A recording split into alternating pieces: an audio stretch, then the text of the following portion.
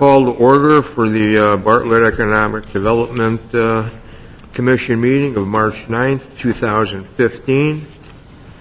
Jerry Cabasso. Present. Cecilia Green. Present. Donna Weir. Here. Robert Perry. Here. Nayan Metha. Jeff Petro. Here. Tracy Smadilla. Mike Sobel. Here. We have a quorum. Okay, next item would be the approval of the January 12th meeting minutes. Do we have a discussion on anything, or do we want to move forward with an approval? I don't have any comments. I make a motion that we approve the minutes from the January 12th, 2015 meeting. I second. All in favor? Aye. Motion carries. Next agenda item is the proposed downtown tax increment financing district status. Tony, you want to give us an update on what's going on with the TIF? I'd be glad to. At our last meeting, as you recall, in January, you had the task of reviewing the 57-page document, which was both the TIF qualification report as well as the redevelopment plan. We've been talking about this for quite some time now, so I'm not going to belabor the point of how it came about, that the EDC recommended a new TIF district. As you all know, it's a tool that's successfully in use in Illinois and 48 other states to meet the economic development challenge of attracting development to areas in need of public support. I go on in the staff memo to describe some of the uses of TIF districts, but as you've all heard here on several occasions, it can be used to upgrade infrastructure in an area. You can use it for marketing expenses, for incentives or assistance to both businesses and property owners to upgrade their buildings. Several of you on the EDC here tonight were on the commission back in the days of the prior downtown TIF, when we used to review and issue TIF rebates on a fairly regular basis. And as you all know, it helped redevelop some of the key areas in the downtown. So it's a major undertaking that I've been working on as staff person for, I would say, over a year at this point, in terms of doing the research and all the documentation in conjunction with the TIF consultants.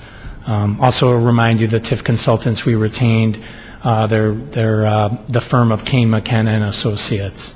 There's no official ranking of top TIF firms, but it's my estimation they've at least done the most in the state of Illinois.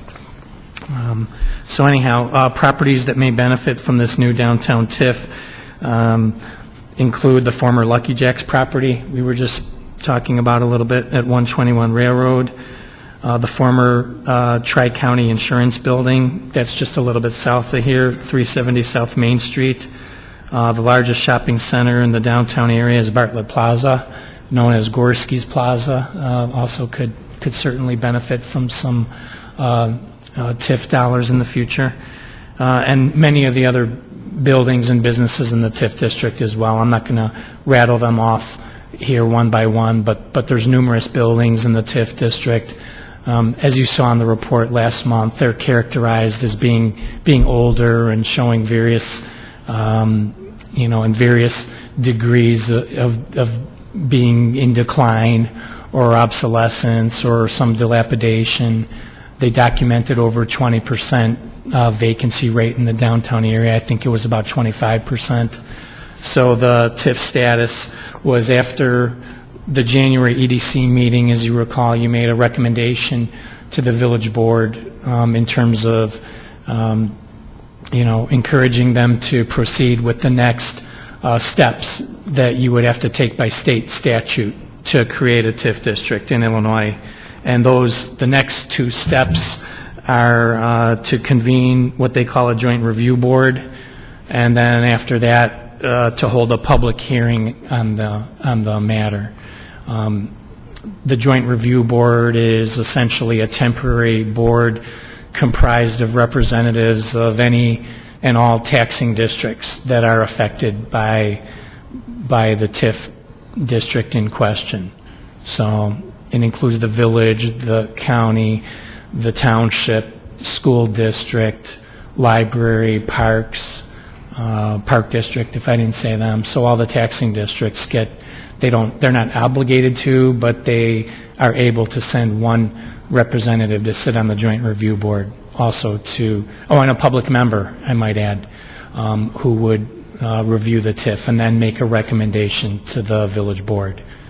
It's a non-binding recommendation, but it's much like the EDC or the Plan Commission. They make a recommendation to the village board. The village board reviewed a resolution at its last meeting, which was last Tuesday.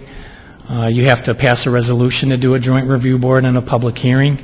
That was on the board, and it set the joint review board meeting for April 22nd, and it set the public hearing for June 2nd, and the board did pass that resolution to proceed with the joint review board and the public hearing. So the public hearing is not the final step in creating the TIF, but that, as the name suggests, that's when anybody from the public is invited to come to, basically it would be at a village board meeting, and they would have the opportunity to speak in favor of, speak against, or hold their peace on the downtown TIF. There have been there have been meetings already where the public's been invited to comment on it. So they did pass that resolution. That's where we're at right now. We're going to be doing the documentation, which includes the mailings to the taxing districts for April 22nd. And that's our next move. And so the upshot of this entire report is that the downtown TIF continues to move forward step by step through the state statutes in terms of what we need to do to create a legal and successful long-term TIF for the downtown area for the next 23 years. So later on in later meetings I can give updates on some of the other recommendations the EDC made regarding the downtown, but this would prove to be the funding mechanism for many of the upgrades and a lot of the activities that the EDC recommended. So with that, Jim or I, we've been working a lot on this TIF. We'd be glad to answer any questions you may have. Well, I'm extremely happy that it's been going along as fast as it has. I think you two guys deserve as much credit as anybody for moving it along. And I think that this step here will probably be one of the biggest steps we can have to improve the downtown area and all the businesses that want to go in there. And from reading the material that you gave us, Tony, it seems like there's interest already in the coming TIF from different businesses and developers for downtown space. That's correct. As a matter of fact, it would be hard for me to sit here and tick them off, but I would say at least 4 or 5 already have come in, requesting, putting their name in the queue, so to speak. Mm-hmm. It's like we were talking about in January, and Mike was asking about, some of the best practices you can use to put a TIF into place, and they've already been asking what type of incentives may be available. They're eyeballing some of these properties we referenced in the staff report, and a few others that we didn't, that may redevelop. Maybe people build larger buildings or go up several levels, where right now there might be only 1 or 2 little small older buildings. So long story short is the answer to that is yes. It'll pick up even more once the steps get a little further. The newspapers tend to pick up stories about new TIF districts, and once people start hearing about it even more, I suspect there's going to be a great amount of interest in it. The challenge to it being, and Jim and I talk about this frequently, the TIF takes a number of years of tax cycles to start generating increment. And I also hate to say it, but there's no guarantee that, I mean, property values do seem to be on the rise, but of course there's no guarantee of that either, that the EAVs will rise. But that's the intention of the TIF. So I think it's a long-term plan, but I'm very confident that there's going to be quite a bit of interest in the TIF in terms of property owners in the downtown. And I should mention potential property owners, people considering purchasing buildings and rehabilitating them. That's certainly good news for Bartlett. It will be. Tony, I wasn't able to attend the village board meeting.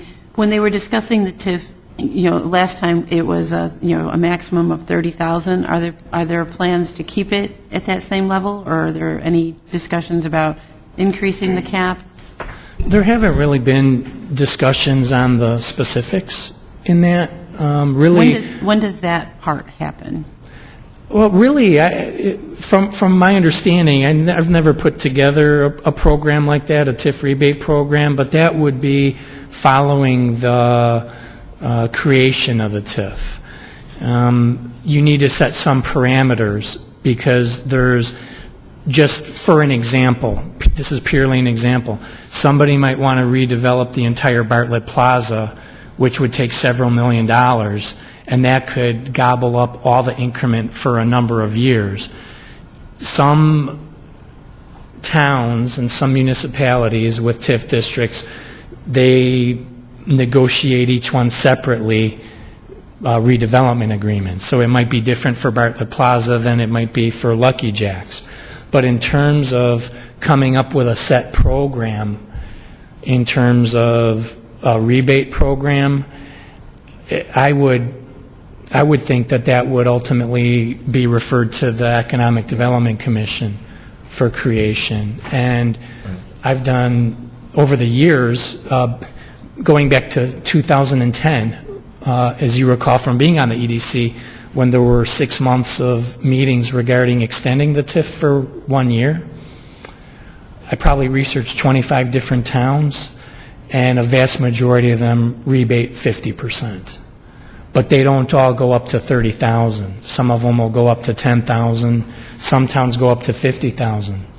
So that's going to be an opportunity, I think, for the EDC to work on creating a program that would best stimulate the downtown and the best type, for also discuss, what type of businesses we'll be targeting with those programs.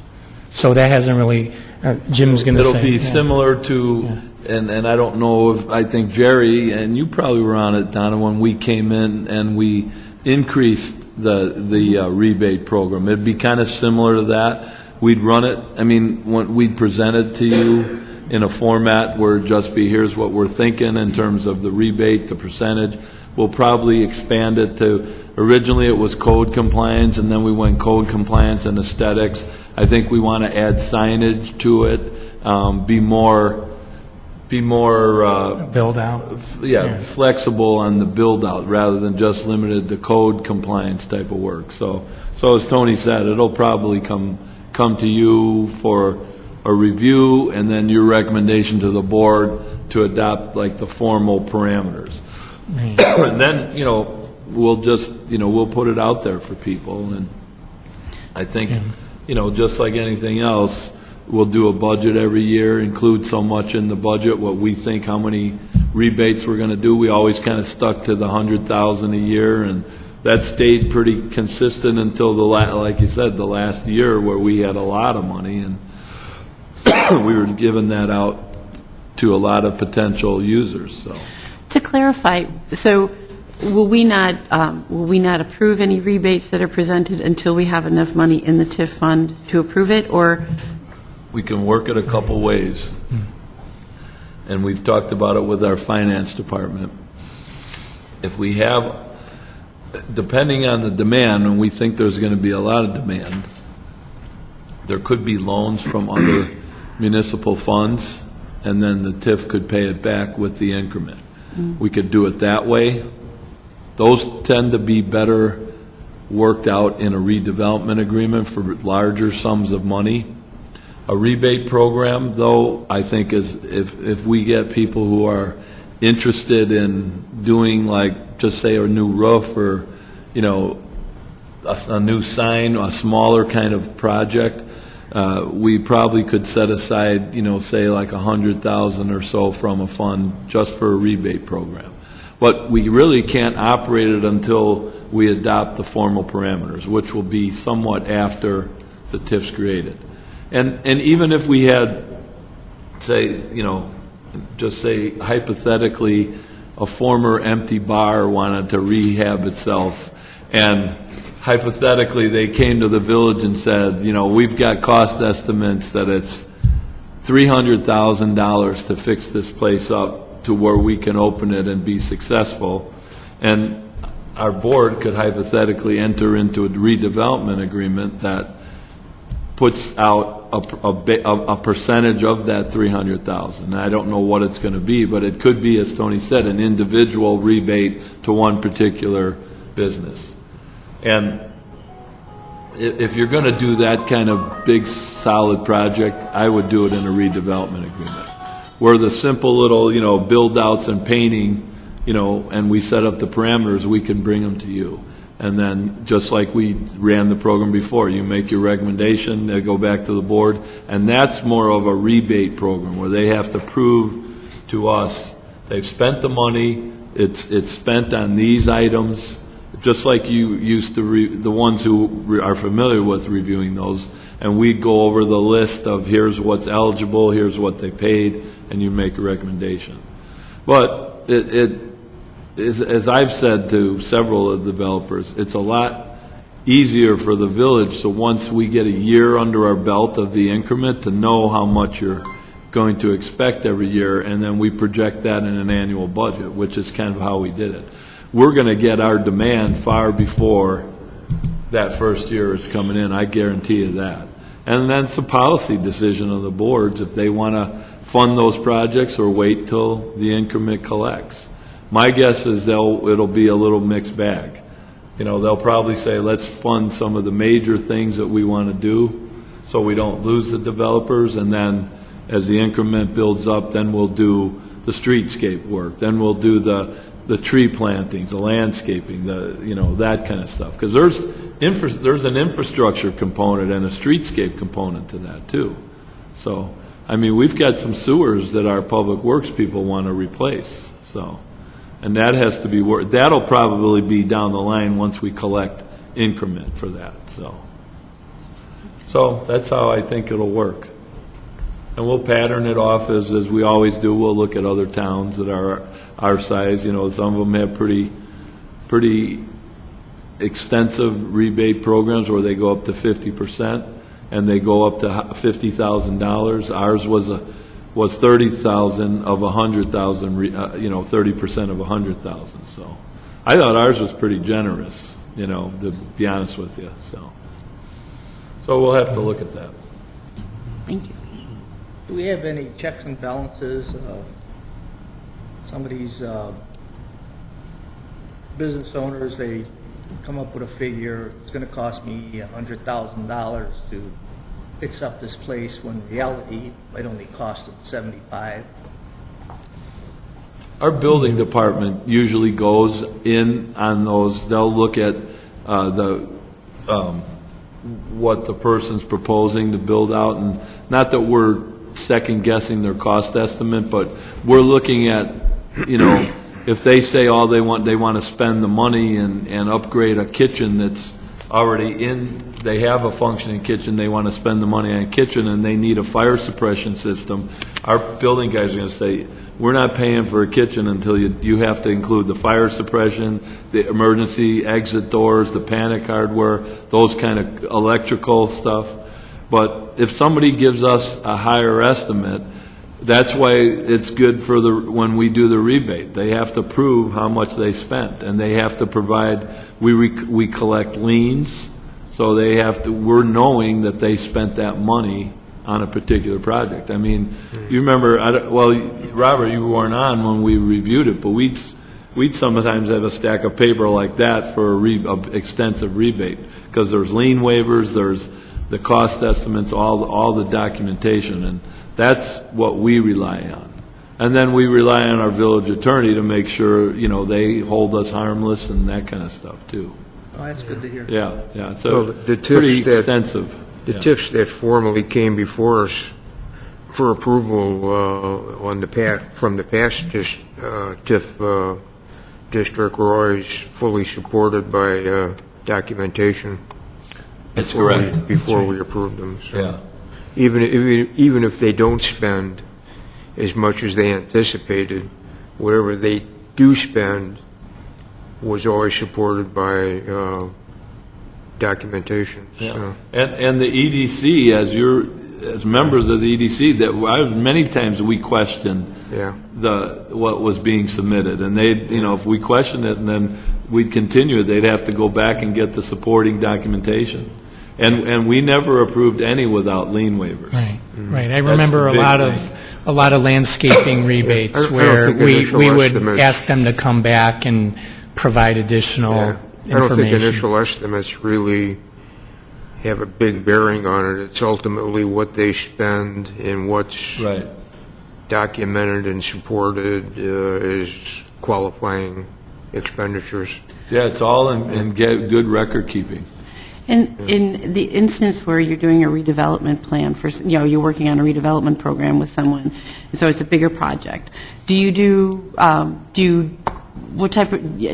some research into the creditworthiness of the individuals that are involved in the plan? We do. The banker part of me just wants to make Yeah. sure that, that they're not going to, come up with a plan and then get halfway through it and then they don't have enough money to, finish the plan and then everybody's on the hook. We do research, other projects that they've been involved in. The village attorney will do like a check on their finances. We'll ask them for information. Some of the redevelopment agreements that we have done in the past have been, and even with the town center, I mean, that was a pretty solid company, and still they lost prior to that property. So, but we do as good of a check on it as we can. But as far as approving rebates, it's not approved on a plan, it's approved on Right. what they actually spend. Yes, We're talking And about a they've redevelopment. spent. We're talking about Right. a That's a redevelopment. different- We're talking about on a Right. redevelopment. That's something that can help attract a business. Just, again, this is just a complete scenario. If somebody was going to come in and say they were going to spend about $30,000 to do some build out for a space in Bartlett Plaza, if they knew that we already had a program in place that could rebate 50% for their floors, their signage, maybe some lighting, maybe some plumbing upgrades, that's something we tell them that we have before they embark on it. So they're spending the money, maybe even borrowing some of it, with the knowledge that they'll be able to recoup some of it, as long as they do it by our rules. That's the benefit of doing it, having that type of program in place. Because a lot of times, somebody might spend their whole life savings and then borrow even beyond that to build out a place or to, open their business. So it helps them, when we have that type of program in place, even before they start working on it. And a lot of times, they'll ask staff, can you recommend a floor person? We won't say one floor person, we'll give them 3 or 4 in town. But, it's a good way to get, working closely with a new business right when they're coming into town. We did that with the last TIF quite a few times.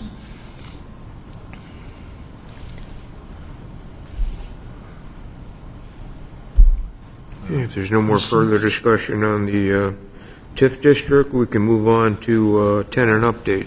I had, just something came to mind about, I think we had a little discussion about going down Lake Street up to Park Boulevard for a TIF. I think there was some discussion about that. I don't know where it ended up. Those, Could that be included in this, or would you have to start another TIF? that would be another TIF district. The board's talked about other TIF districts and looking at in our strategic plan, which they also adopted last Tuesday. We'll give you a copy of it when it comes out in print. They want us to continue looking at other TIF districts. I think that Lake Street TIF has needed to be done for some time now.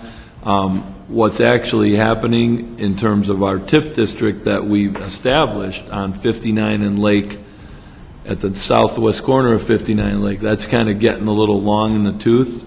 And what they will be in the strategic plan is have us take another look at that and probably redoing that TIF district first. Since that one actually, the village that's one where the village loaned that TIF district money from another fund to buy those parcels of land in anticipation they'd redevelop, and the increment would pay it back, and it hasn't really happened yet. So they're probably going to direct us to look at that one first. And then I think the Lake Street TIF from Oak to Park Boulevard, that'll happen.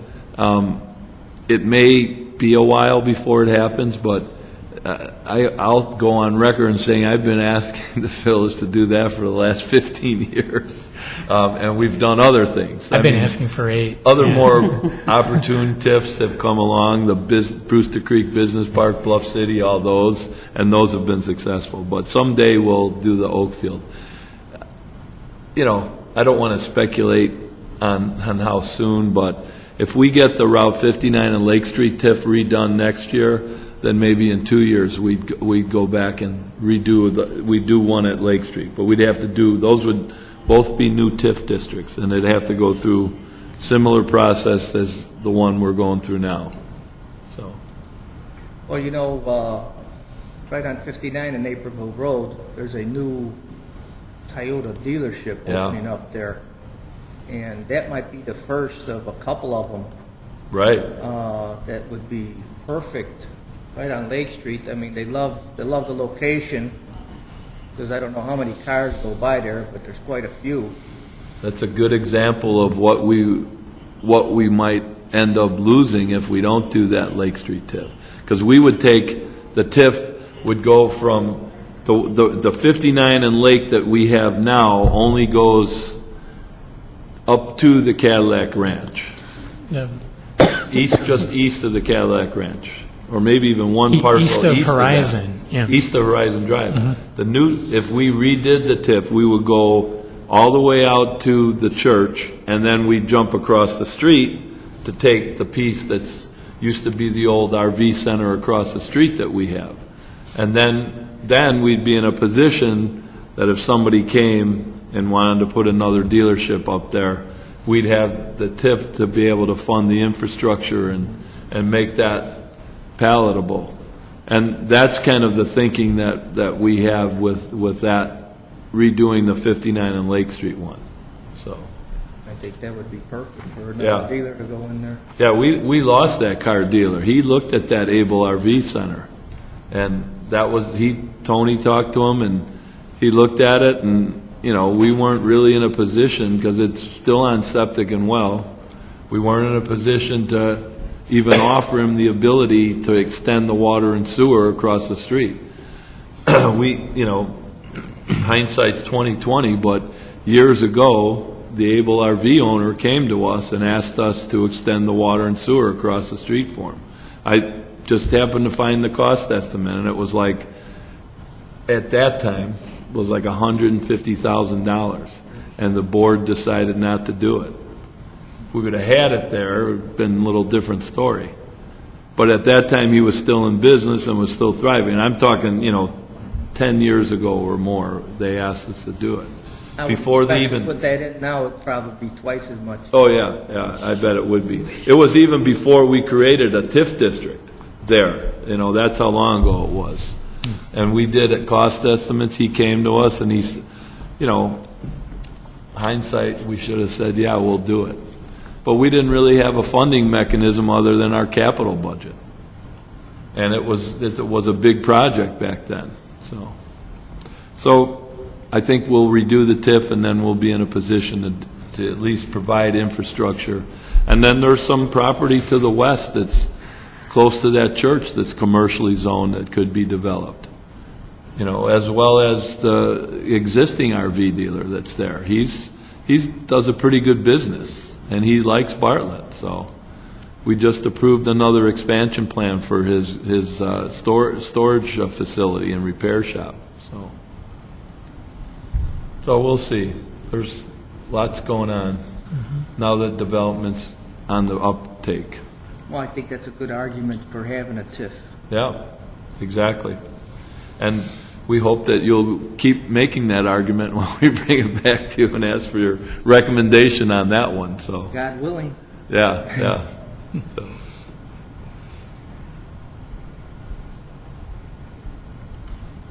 Any further discussion on TIF? Okay, let's move on to the next agenda item then. Tenant update. Tony, you want to? Thanks, Jerry. Yeah, there's been quite a few. Just combing through my records the last couple of months, I wanted to present the EDC with an update on various tenants coming and going in the village. And I'm going to start with the downtown area. There's a new business opening at Westgate, hopefully this month. It's open. Thank you. Studio Energia. It's a Zumba, hip hop, dancing, toning, body weight class kind of place. A real popular business that has been located in Streamwood for a number of years. Have a lot of Bartlett customers. They like the look of Westgate Commons and the location, and as Donna just mentioned, they are already open. That's been a few months in the works, so that's nice to fill one of those spaces in that Westgate office building. Westgate Smiles is a dental practice, also opening in Westgate Commons at 836 West Bartlett Road.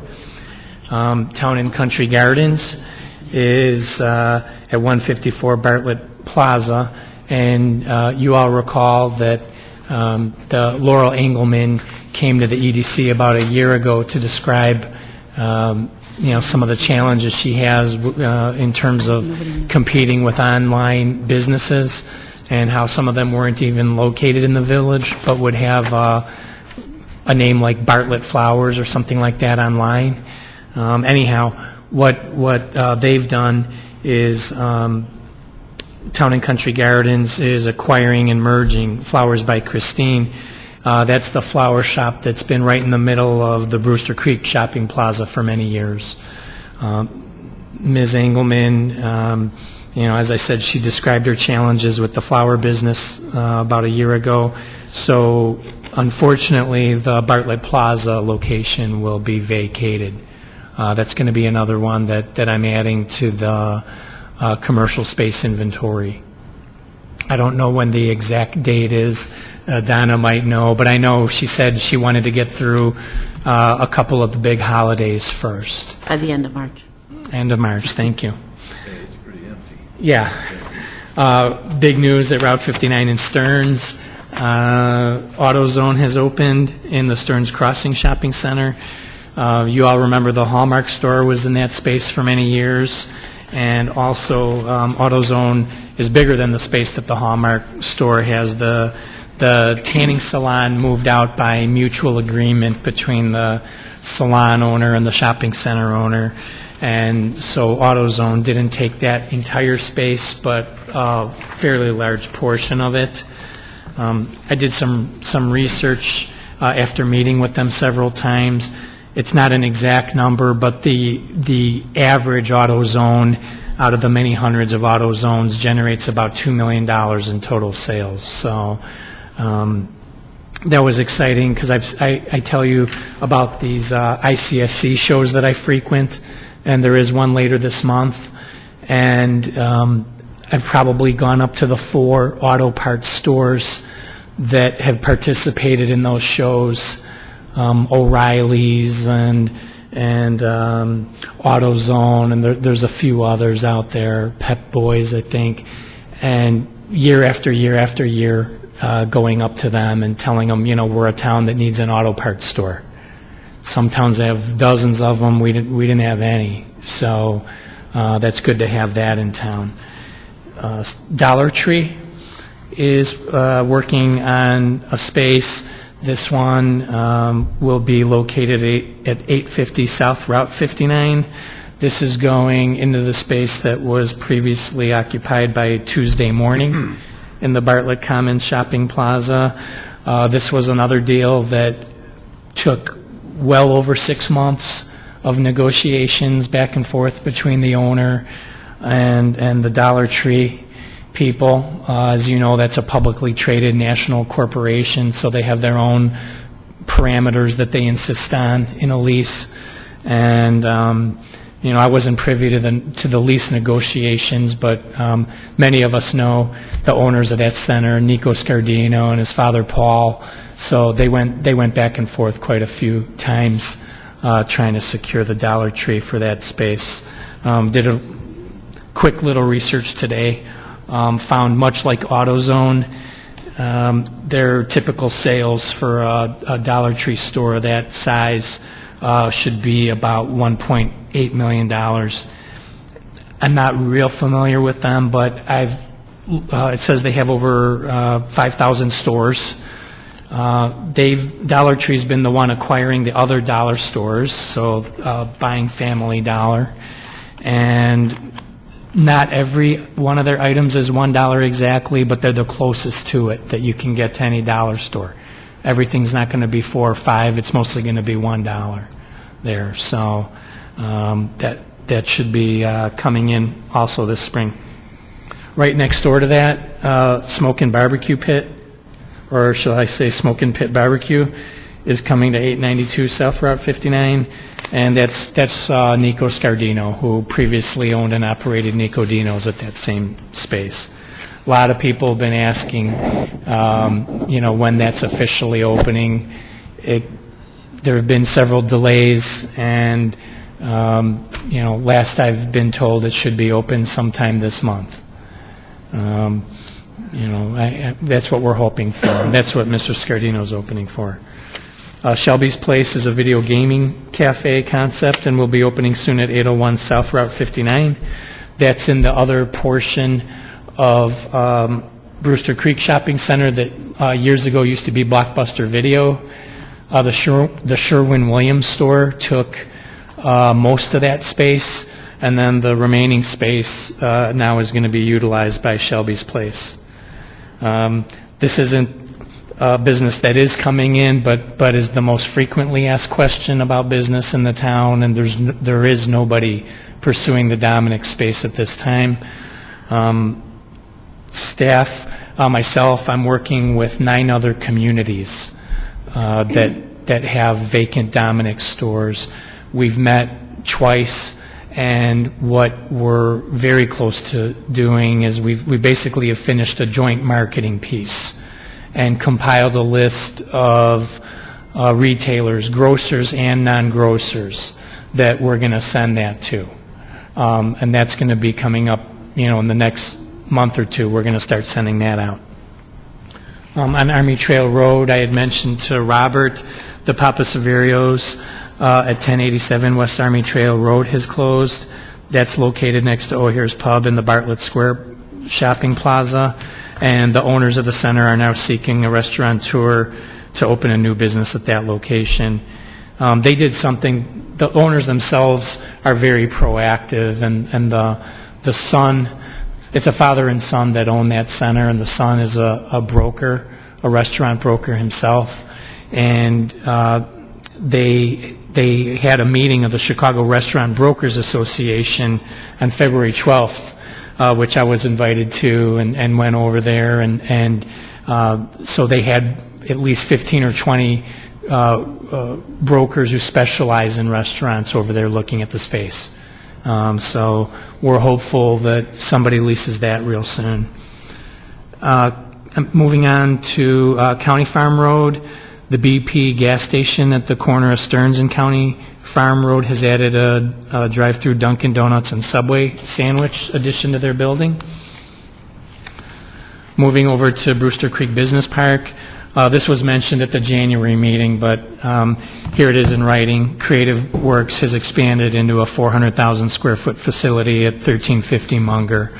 That building was constructed and utilized by Victory Land Group for quite a few years. They left just a few months ago, and there were many interested parties in that building, which I found interesting just because that's the largest building in our business park, and that's the one I've seen the most demand for. There were probably 4 or 5 companies pursuing that building. Creative Works does mostly candy packaging, Nestle, M&M, Mars, and Hershey's. This is their 3rd expansion in 3 years. They're headquartered in Bensonville, and they have another facility in Elk Grove Village. Their locations altogether are going to total about 1 million square feet total. So they're a quickly growing company. So obviously we're very glad to have them in our business park. A brake product company that staff has been working with. I wrote several months, but it seems like another one that's been quite a while in the works. For those of you who were able to attend that Brewster Creek Business Park open house that we held in November, that was at 1291 Humbrock Circle, and that building had been vacant for over 3 years. And it's the first building that was built in Brewster Creek Business Park. So that's something we've been really trying hard to fill, and working together with the broker for the building, staff, and a broker, really not even a broker for the other company, mostly working directly with the company. It's a German-based brake product company. They don't manufacture the brake pads there so much as they refine them, they cut them, they shape them. Once they're up and running, and I'll report more about them, but that confident enough about that deal to put it in the EDC report that they've signed a lease and they're going to be moving in there. Since the January EDC meeting, staff has also, I wanted to mention, has met with several other developers and potential businesses, including a few with interest in constructing new facilities. I'm glad this is recorded because I can say today that all the big vacant spaces in Brewster Creek, with the exception of some space at Dania Furniture, which they've been very reluctant to lease for whatever reason, the 400,000 square foot buildings being filled and the vacant 50,000 has been filled. So there's people looking at constructing new buildings out there. And I'm going to knock wood and hope that one or more of these projects can move forward this year. We've never talked about Blue Heron Business Park here at this meeting, besides saying that it's a TIF district and a future development area. Some EDC members were here in 2009 when we created that TIF and talked about our hopes and plans for that area. For those of you unfamiliar with it, it's at the intersection of West Bartlett Road and Route 25. This is the western edge of the town, and it's in Kane County. Construction has started on the first industrial building in the Blue Heron Business Park since the TIF district was adopted. Traffic Services, Inc., they've been there for years in the Bluff City area in an office location. They're expanding into their own building.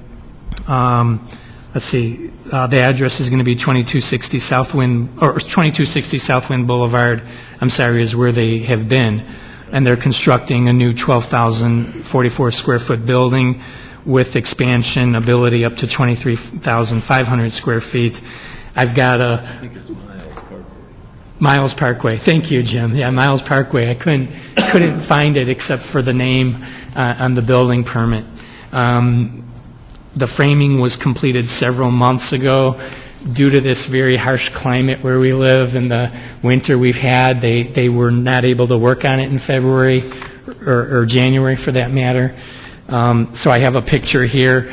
The only reason I put that picture in there is because if you're driving out that way and you see, yeah, thank you. You see a steel frame sitting out there. Yeah, it's not, that's what it's going to be. It's going to be an an industrial building in our new business park. So it's looked about the same now for close to 3 months. And I hope by maybe our May or June meeting here, I can say, you know, it's close to being done. Certainly at some point this summer, they should be in there. So that is the conclusion of the tenant update. Tony, is it beneficial for a prospect to do business in Kane County on a TIF rather than being in Cook County or DuPage? I'm sorry, what is your question? Can a prospect look, can you repeat that? Is it more opportunistic for someone doing a TIF in Kane County rather than Cook or DuPage County? Well, I wouldn't say more so than DuPage, but I would say yes, more so than Cook. The tax structure is more favorable in Kane County. One of the things about that particular industrial park that this is just within Bartlett now that would make it more favorable possibly to a company than in Brewster Creek Business Park is there's a wider variety of allowances, land uses, things that you know, types of businesses that you can run there that wouldn't meet the zoning parameters of Brewster Creek Business Park. So I don't know how that fits in as a county as a whole, but yeah, the taxes would be more favorable than being in Cook County. And then Taxes are lower. yeah, they're lower. And like I said, with the land uses, Jim might be more familiar with that, but more heavy industry. You have stuff out there like shingle recycling. You've got some asphalt plants out that way. Not that this business park's going to develop like that. Pipe manufacturing. Yeah, it's more zoned for heavy industry is the way we would term it. Mhm. Thank you. You're welcome.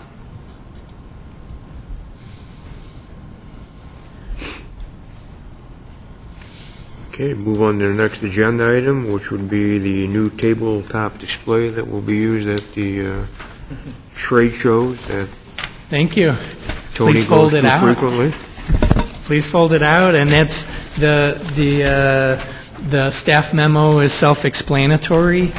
I go to several trade shows and business expos every year, just as most towns do. You know, many towns are there and have a presence. Everybody's competing for attention. Everybody's trying to hand out information or make contacts with various retailers. I can tell you a lot of some of the businesses that have come in recently are ones that we've spoken to at trade shows many times over the years. And our trade show booth is something the EDC put together. I started in 2005. It was one of our first projects back then. So it is a dated, very cumbersome, large booth. It's got some dated information on it.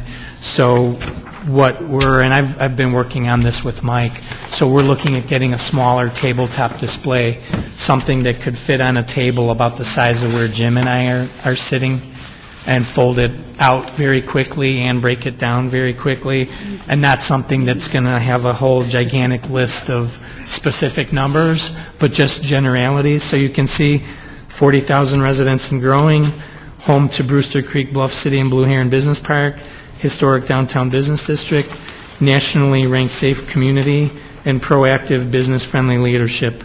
We've got a bunch of photos on there.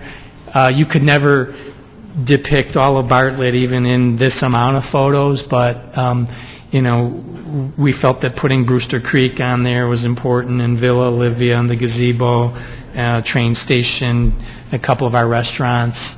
And that's the purpose of this, is to depict Bartlett in a positive light at some area trade shows. And also to complement this over the remainder of the year, it's my intention to bring some other things like new folders and business assistance guides. We haven't used this word for a while, but branding, to continue branding the village in a positive light. And this is the depiction of the tabletop display that I'm hoping to order this week. So, and to have it, relatively soon. Tony, when people are coming up to you at these events, they're mostly commercial brokers, correct? How, I guess, how popular would you say Brewster Creek is? What type of prestige level does it have, so to speak? That's a good question. A lot of the shows I go to are retail in nature. It's ICSC. There's only unfortunately, there's only a couple, probably 2 industrial ones during the year. I would say Brewster Creek has a great reputation. It's not the biggest business park out there, but in terms of the reputation of some of the businesses that are out there, that's what really speaks well to it. When you tell somebody that you have Greco and Sons, Rana Pasta, Get Fresh Produce, and now Cheese Merchants, that really piques their interest. Businesses like Auto Truck, but I can tell you that the food businesses, everybody knows them at these industrial events. The food industry is really one of the strongest industries in the Chicago region because it's something you can't manufacture cheaper out of country and export in. It's something that's really more of a local type of business. So really to answer your question is the years I've been with the village, Brewster Creek's reputation is basically just continued to improve. There was a point a few years ago when there were a few businesses leaving and there were some big, long-term vacancies like this one at 1291 Humbracht. But, I anticipate with the new booth, coming to these shows this year, I'm just going to be telling them about all the new businesses coming in. The only reason I brought it up is because I think when this gets made, the ends go back, and Brewster Creek will get cut off. Well, you're going to have to send to me the exact parameters to send to the graphic designer. It's in the template, but I thought maybe Brewster Creek should get maybe a more prominent position if you're selling it to an audience like that. Yeah. Brewster Creek is one of the main things we want to focus on for this. Yeah. And maybe it makes sense to put a Greco on there? I'm sorry? Maybe it makes sense to put a Greco on there? Greco's on there. Maybe it makes sense to put a Greco on there? Yeah. So that if you're selling to that crowd and other people in industry would recognize Greco, right, it should be pretty prominent. Mm-hmm. I know it's there, but it's not there. You know what? Any of you can, one of the reasons I put it here is if you have, it's getting ready to go to print, so if there's any last minute changes, we work with a real good graphic designer here, so he'll be able to work with that. I can't imagine how hard it was to decide. Okay, so what businesses do we put in here? We're not looking to do that, but just to give a general overview. You have to put the golf course on, Villa Olivia, things that people recognize. If Lucky Jack's was built out as a new and improved bar, via TIF money. Then a few years from now we could put something like that on there as well. Mm-hmm. But that's something we're excited about updating.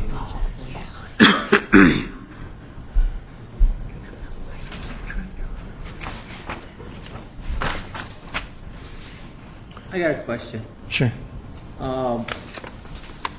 The Spartan Consulting Group, they gave us recommendations. Mm-hmm.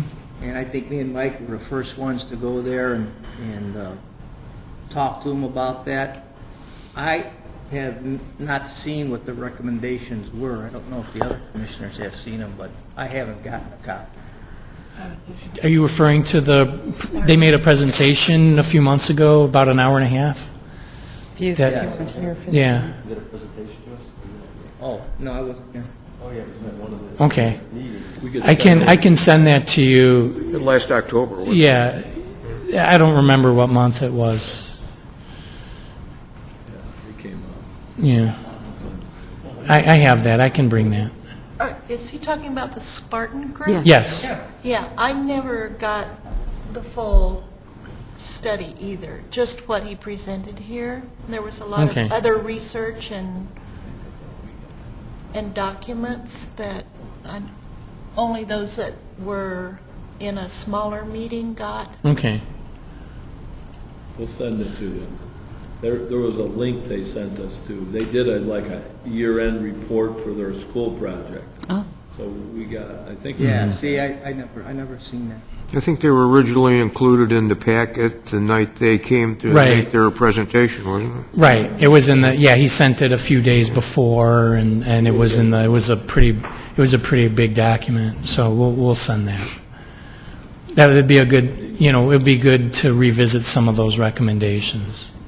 I think it might be a good idea.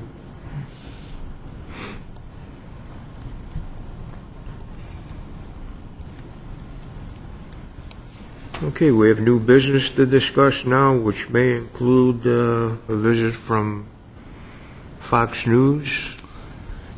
Yeah, I'd like to talk a little bit about that. We had Jake Hamilton has a program called Hometown Friday that he does for the local Fox News network.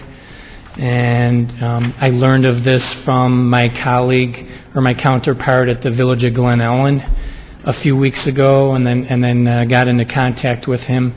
The funny part of that story is then he gave me 1 week to set up 3 shoots, live shoots, one at 7:45, one at 8:45, and one at 9:45. Some village staff people got together and put our heads together to see where we could recommend for him to go set up some of these shots. And long story short, the 3 that we came up with was actually the first one was going to be Villa Olivia, because my thinking was what a great thing to promote, that you can ski right out here in the suburbs, and a lot of people don't know about that. But they actually had been there earlier in February to highlight for some other news clip, so they didn't want to go there again. We told them about the Bartlett Nature Center. We told him about Arts in Bartlett, and then we told him about Banbury Fair, which, as you all know, has been a downtown anchor now for, I'm going to say, about 32 years. So he agreed to go to all 3. I think it went really well and was a real exciting day for Bartlett, but now here's where I'm going to turn it over to Cecilia Green, because one of the 3 that they highlighted was the new Center for the Arts right across the street. Well, we felt really privileged to be part of that. But Tony, having worked with the news media when I was in PR for 25 years, a week is a long time. You're lucky it wasn't, 48 hours. Okay. But it did give us time to rally people to be in these facilities that wouldn't have been open otherwise and would have just, been locked up. So for Arts in Bartlett, it was important to us to show the breadth of what we do, and we had the cello teacher out front with her students playing cello when they came in. The children, we rallied the parents to get their kids there, and they were mainly homeschooled kids because the others were in school for a free art lesson. And I was worried about getting 5 or 6 kids in there, and we had to start turning down kids after about 10 because everybody wanted to be on TV. It was great. And then Kevin Wallace came over with Tony and some of the other people from village administration, so we were able to get Kevin to give a little welcome to Bartlett on the first part of our news clip.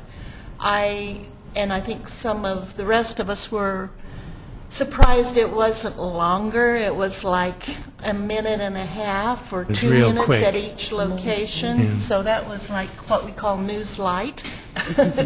But it was a wonderful experience for us and for our members that did come out in force to support us.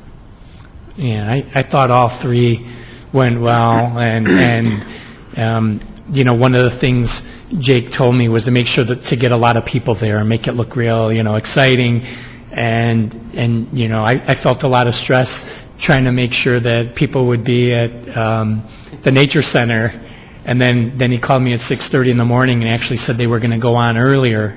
Could I get people there at 7:30?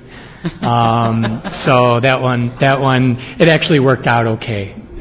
There was a field trip there that morning, and they showed up right when the news guys did, but it turned out to be a real fun time. I know Bob was there, and they're all on the Discover. That's one of the things I spread out a few of. It's all on, the clips are all on the Discover Bartlett Facebook page. There's a link to them in case you couldn't find them.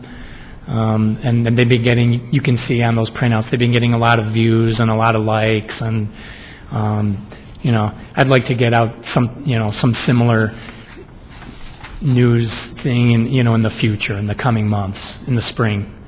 Maybe somebody besides Fox, who knows? But it was nice exposure for the Village of Bartlett. From my point of view, I was there, and I was surprised at just how many people that Cecilia was able to garner up. I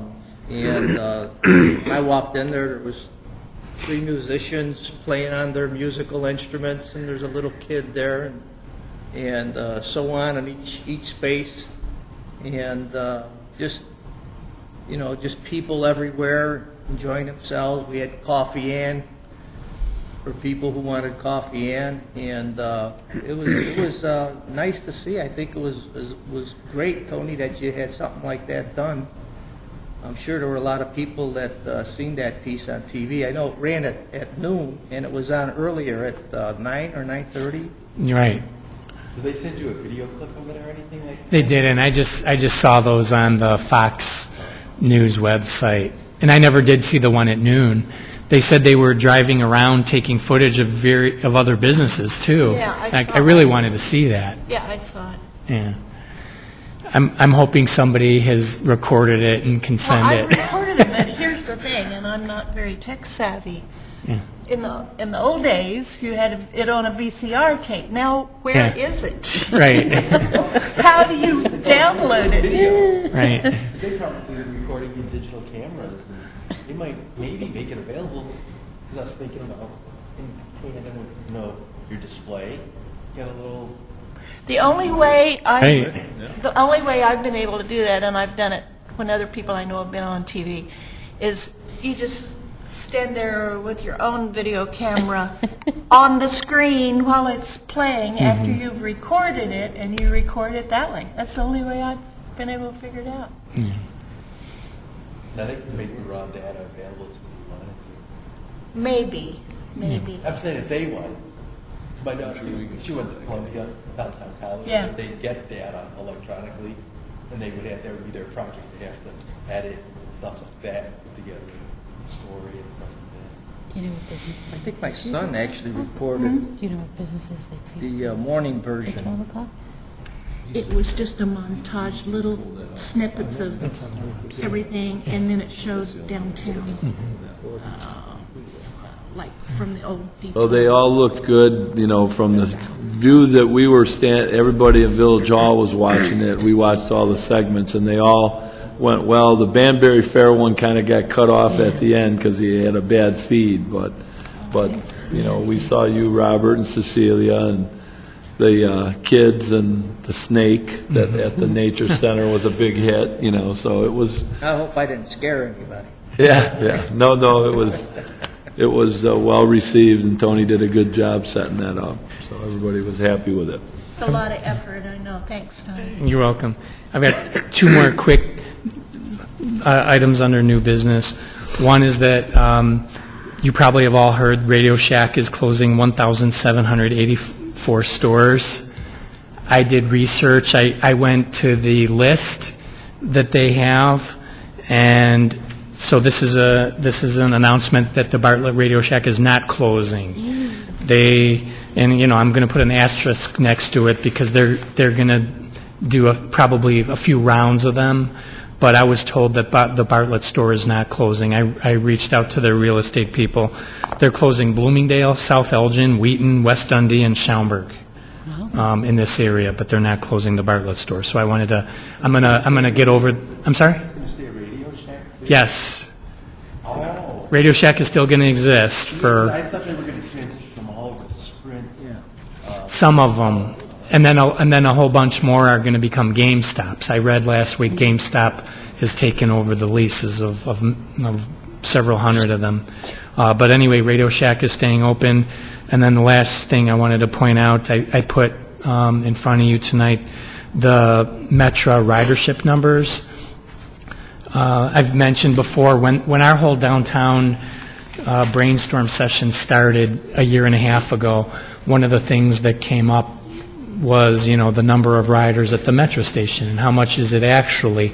And we've been using the number 1,100 to 1,200 for years and years. Last time Metro actually did a count was even years before our new station was built, back in maybe '06 or something like that. So anyway, they did ridership counts this past spring. They just released the full report in December. These are just 2 pages out of about a 50-page report on all the ridership on all the stations. So if any of you are interested in seeing that whole report, you can email to me or call me and I'll send it to you. But I took out the 2 pages that I thought were most pertinent to Bartlett, and the first one is page 7. That is the line, the UP West line, and it gives you the numbers for that.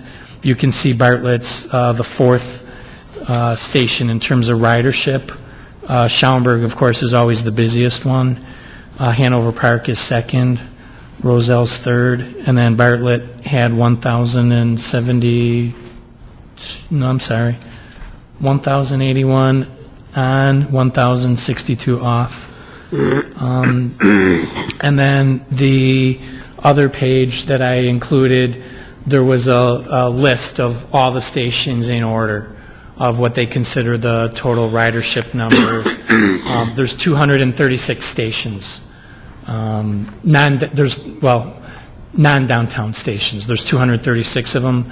And as you can see with this, Bartlett ranks tied for 45th.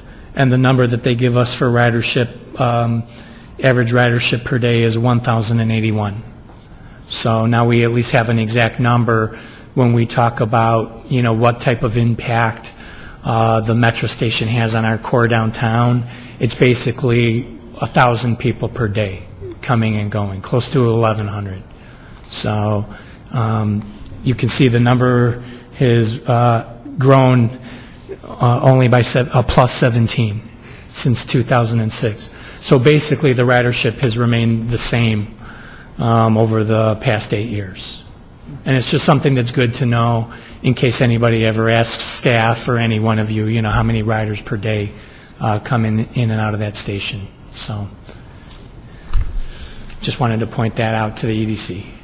Thanks for that information, Tony. You're welcome. That's all I have under new business tonight.